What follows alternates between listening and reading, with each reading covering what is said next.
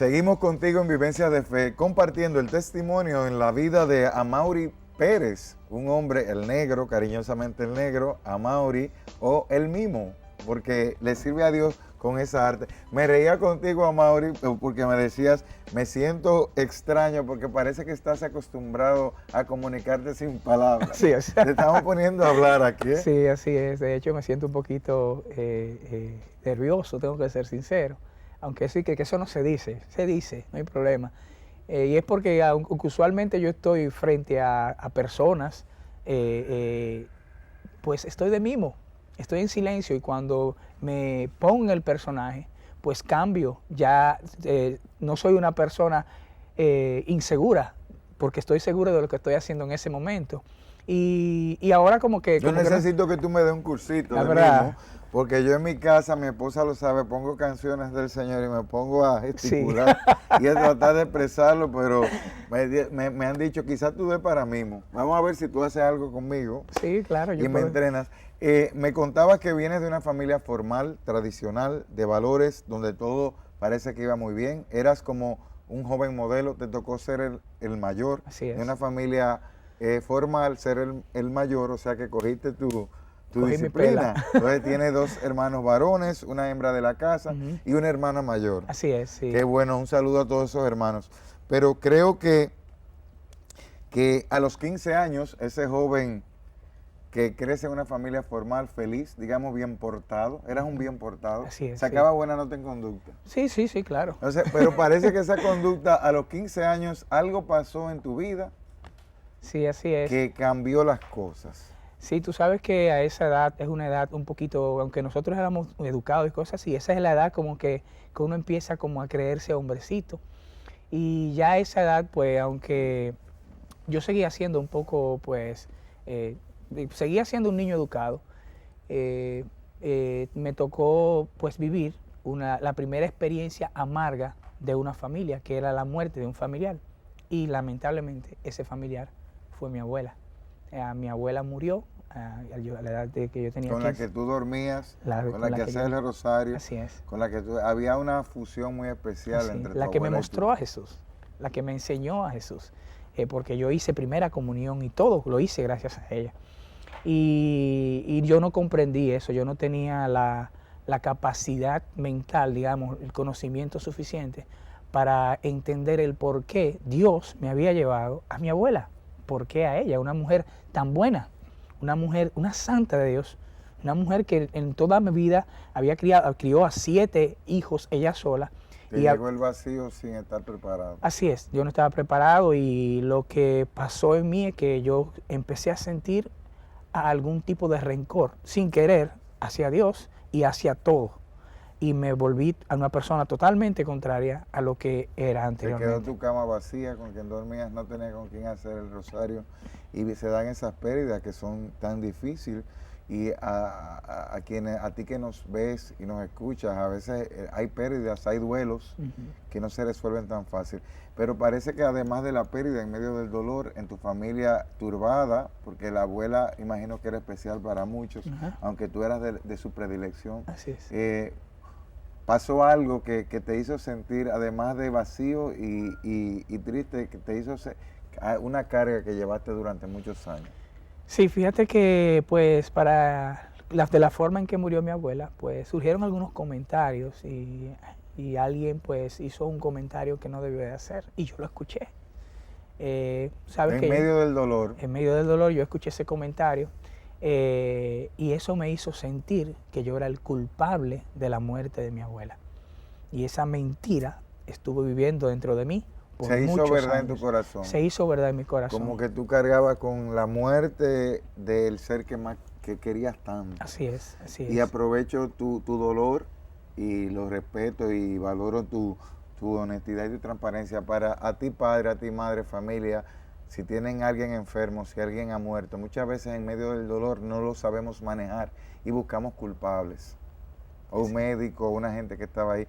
Un niño, un joven de tu edad, 15 años, ahora es un niño, sí, claro. 15 años, no se puede responsabilizar directamente de nada, porque la muerte nos visita y en ese caso tú no sabías nada. ¿Y qué pasó con ese dolor ese vacío, se creó un vacío en tu vida, se creó una culpa, una mentira, como bien decías, dicha y tú la escuchaste, se convirtió en una verdad dolorosa. ¿Qué pasó en tu vida? Pues aquel jovencito cambió, empezó entonces a dejar de hacer lo que hacía, empezó a tener problemas en todos los sentidos, en la escuela, en el barrio, empezó a ser uno de los tigres del barrio, empezó a digo tigres como palabra dominicana, o sea, empezó a ser de esos chicos que andaban en las pandillas. ¿Te volviste peligroso? Me volví muy peligroso, bastante peligroso, de hecho por el sector donde vivía, Cristo Rey, que aunque mis padres, ¿verdad?, eran una familia, digamos que trabajaba, nosotros vivíamos en el sector de Cristo Rey, porque no teníamos, ¿verdad?, éramos clase, digamos, media o baja en aquel sector. Y pues tenía que vivir ahí y entonces empecé a ligarme con gente que no debía de ligarme y empecé a querer dar a respetar, o sea, a quererme dar a respetar. Y la forma de darse a respetar en ese sector en aquel tiempo era peleando, literalmente.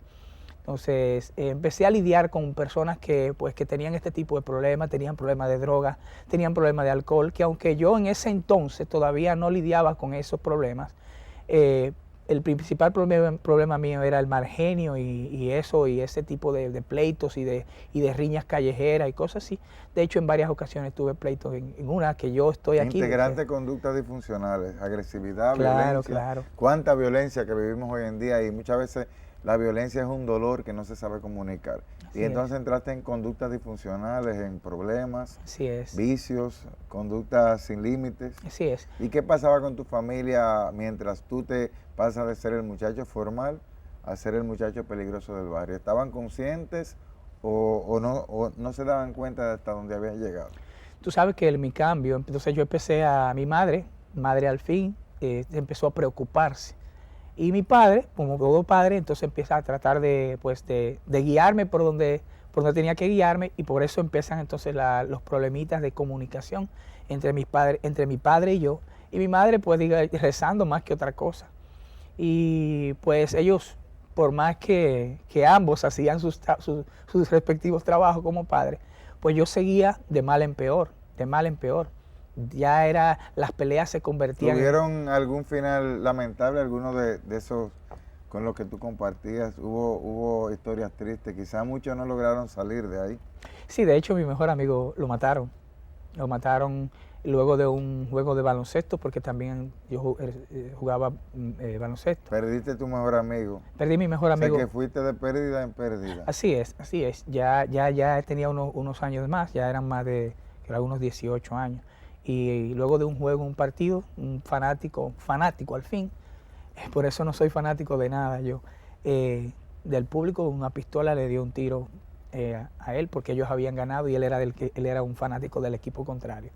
Y por ahí entonces también pues se armó una riña tremenda y en fin, había muchas cosas pasaban. El corazón se te seguía desgarrando. Sí, claro. Muy triste. Y me iba metiendo cada vez más en lo peor, o sea, las cosas malas. ¿Te logró contener esa pérdida de tu mejor amigo, esa muerte de tu amigo o seguiste dando círculos en la conducta fuera de lo que te habían enseñado en tu casa? Sí, como te decía, iba de mal en peor. De hecho, mis padres, que tenían su casa propia en ese sector, prefirieron mudarse a una casa alquilada a Arroyo Hondo para tratar de sacarme de ahí. Para sacarte de ahí, ibas de mal en peor.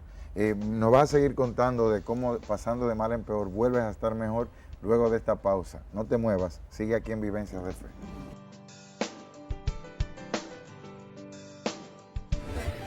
Y voy más por necesidad que por arrepentimiento. Voy a misa y le prometo a Dios, le hago una promesa de que voy a ir a misa todos los domingos. Y resulta que esa promesa pues se vio tronchada porque inmediatamente, unos meses después, conseguí trabajo. Y el dinero que yo ganaba en aquel buen trabajo como que se fue casi igualando. Y yo me olvidé de esa promesa y volví a los vicios, volví a la calle, me repararon el carro, que aunque tenía las deudas, lo tenía todavía, pero